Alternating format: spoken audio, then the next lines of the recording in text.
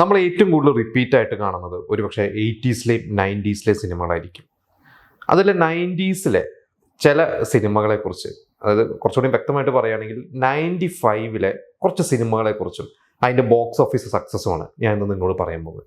95 എന്ന് പറയുന്ന ഒരു വർഷം ഒരുപാട് നമ്മൾ ഇന്നും റിപ്പീറ്റായിട്ട് കാണുന്ന, നമ്മളെന്നും ഓർമ്മിക്കപ്പെടുന്ന കുറേ സിനിമകൾ സമ്മാനിച്ചൊരു വർഷമാണ്. അന്നത്തെ ഒരു മാഗസീനിൽ വന്നിരിക്കുന്ന ഒരു റിപ്പോർട്ടാണ്, ഞാനത് വായിക്കാം.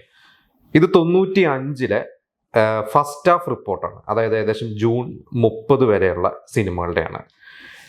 ഇന്നിപ്പോൾ നമുക്കറിയാം ഒരു വർഷം മലയാളത്തിൽ ഏകദേശം ഒരു ആവറേജ് ഒരു 200-220 സിനിമകൾ ഒരു വർഷം റിലീസാവുന്നുണ്ട്. അപ്പോൾ ഏകദേശം ഒരു 6 മാസം എന്ന് പറയുമ്പോൾ ഒരു 100-ൽ പരം സിനിമകൾ എന്തായാലും ഇപ്പോൾ റിലീസാവുന്നുണ്ട്. എന്നാൽ അന്ന് സിനിമകളുടെ എണ്ണം കുറവാണ് ശരിക്കും. ഇതിലിപ്പോൾ എഴുതിയിരിക്കുന്ന 95-ൽ ജൂൺ വരെ റിലീസായിരിക്കുന്നത് 35 സിനിമകളാണ്. ഇതിൽ മറ്റൊരു കോമഡി എന്താണെന്ന് വെച്ചാൽ, നമ്മളിപ്പോൾ ഇന്ന് പറയും ഇന്ന് സിനിമകൾ ഓടുന്നില്ല, പണ്ടൊക്കെ എത്ര നല്ല സിനിമകളായിരുന്നു, പണ്ട് എത്ര സിനിമകൾ ഹിറ്റായിരുന്നതാണ് എന്നൊക്കെ പറയും. എന്നാൽ ഈ പറയുന്ന പ്രതിസന്ധി അന്നും ഉണ്ട് എന്നുള്ളതാണ്. കാരണം പ്രതിസന്ധികൾ എന്നും സിനിമയിലുണ്ട്, എന്നും നിർമ്മാതാക്കൾ പറയാറുണ്ട് സിനിമകൾ ഓടുന്നില്ല, കളക്ഷൻ കുറവാണെന്നൊക്കെ. പക്ഷെ അന്ന് ഓടാത്ത പല സിനിമകളും നമ്മൾ പിന്നീട് കാണുമ്പോൾ നമുക്ക് ഇഷ്ടപ്പെടാറുണ്ട്. നമ്മൾ ചില സിനിമകളെ കുറിച്ച് പറയും, ആ സിനിമ എന്താണെന്ന് ഓടാതിരുന്നത് എന്നൊക്കെ നമ്മൾ പറയാറുണ്ട്. ഇതിലിപ്പം 95-ലെ ജൂൺ 30 വരെയുള്ള 35 സിനിമകളിൽ 3 സിനിമയാണ് സൂപ്പർ ഹിറ്റ് ആയിരിക്കുന്നത്. ആ 3 സിനിമകൾ റാംജി റാവ് സ്പീക്കിങ്ങിൻ്റെ 2ാം ഭാഗമായ മാനാർ മത്തായി സ്പീക്കിംഗ്, സ്ഫടികം, അനിയൻ ബാവ ചേട്ടൻ ബാവ, ഈ 3 സിനിമകളാണ് സൂപ്പർ ഹിറ്റായത്. അതായത് ഈ പറഞ്ഞാൽ നമുക്കറിയാം സൂപ്പർ ഹിറ്റ് എന്ന് പറഞ്ഞു കഴിഞ്ഞാൽ മുടക്കിയ കാശിനെക്കാട്ടും ഇരട്ടിയോ അതിൻ്റെ ഇരട്ടിയൊക്കെ കിട്ടുന്ന ഒരു കളക്ഷനാണ്.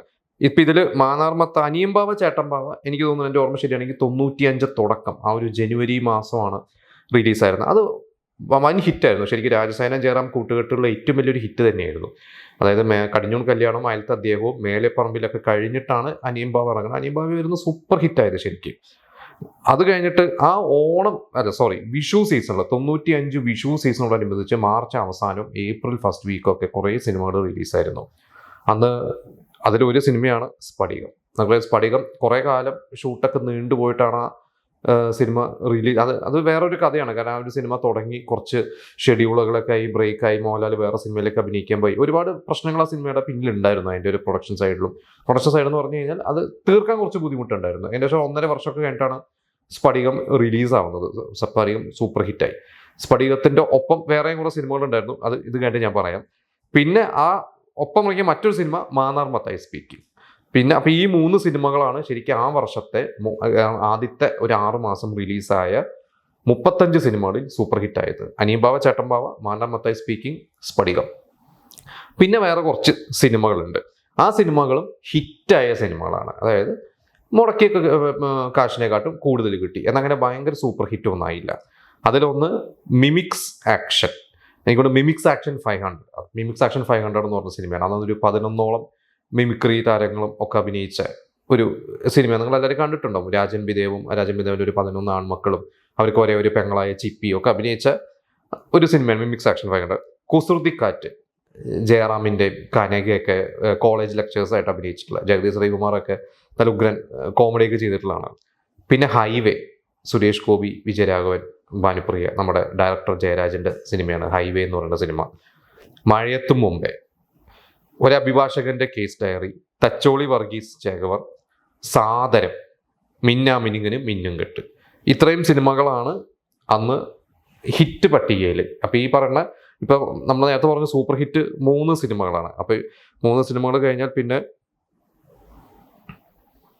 ഏകദേശം ഒരു 10ഓളം സിനിമകളാണ് പിന്നെ ഹിറ്റ് പട്ടികയിലുള്ളത്. ഇതിൽ മഴയത്ത് മുമ്പേ, സ്ഫടികം, മാനാർ മത്തായി ഇതൊക്കെ ആ വിഷു സീസണിലാണ് ഇറങ്ങിയത്. പക്ഷെ അന്ന് ഹിറ്റായിരുന്നത് സ്ഫടികം തന്നെയായിരുന്നു അതിൻ്റെ നമ്പർ 1. പിന്നെ മാനാർ മത്തായി ആയിരുന്നു.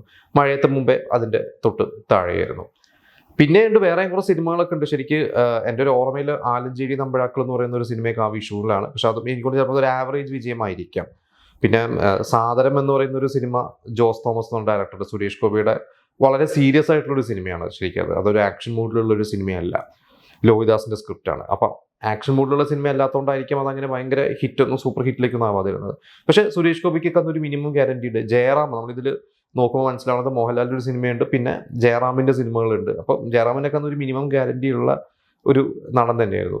ഇത് കഴിഞ്ഞിട്ട് പിന്നെ 95-ല് അതിനുശേഷം പറയുകയാണെങ്കിൽ എൻ്റെ ഒരു ഓർമ്മ ശരിയാണെങ്കിൽ 95 ഓണത്തിന് മാന്ത്രികം സിനിമ റിലീസായിരുന്നു. അത് സൂപ്പർ ഹിറ്റായിരുന്നു. ആദിത്യ കൺമണി സൂപ്പർ ഹിറ്റായിരുന്നു. പിന്നെ ഒരു ഒക്ടോബർ മാസമൊക്കെ ആയപ്പോൾ റിലീസ് ചെയ്ത സിനിമയായിരുന്നു ദി കിങ്, ഷാജി കൈലാസിന്റെ ദി കിങ്. മമ്മൂക്കയുടെ ഷാജി കൈലാസും മമ്മൂക്ക ആദ്യമായിട്ട് ഒന്നിച്ച ആ സിനിമ എനിക്കൊണ്ട് ഒരുപക്ഷെ നോക്കുകയാണെങ്കിൽ സ്ഫടികവും ഇതൊക്കെ കഴിഞ്ഞാൽ ആ ഒരു 95-ന്റെ രണ്ടാം പകുതിയുടെ ബോക്സ് ഓഫീസ് എടുത്തു കഴിഞ്ഞാൽ ചിലപ്പോൾ അതിൽ എന്തായാലും ഞാൻ ഈ പറഞ്ഞ സിനിമകളൊക്കെ ഉണ്ടാവും. ഇത് അന്നത്തെ ഒരു മാഗസീനിൽ വന്ന ഫസ്റ്റ് ഹാഫ് റിപ്പോർട്ടാണ്. അപ്പോൾ നിങ്ങൾക്ക് ഈ സിനിമകളെ കുറിച്ച് കൂടുതൽ അറിയുമെങ്കിൽ ഈ പറഞ്ഞ 95-ലെ രണ്ടാം പകുതിയിൽ ഞാൻ ഈ പറഞ്ഞ ആദിത്യ കൺമണിയും മാന്ത്രികവും ദി കിങ്ങും ഒന്നും അല്ലാതെ വേറെ ഏതെങ്കിലും സിനിമകൾ ആ വർഷത്തെ ഹിറ്റ് ലിസ്റ്റിലുണ്ടെന്ന് നിങ്ങൾക്ക് അറിയുമെങ്കിൽ നിങ്ങൾ നമ്മളോട് ഷെയർ ചെയ്യുക.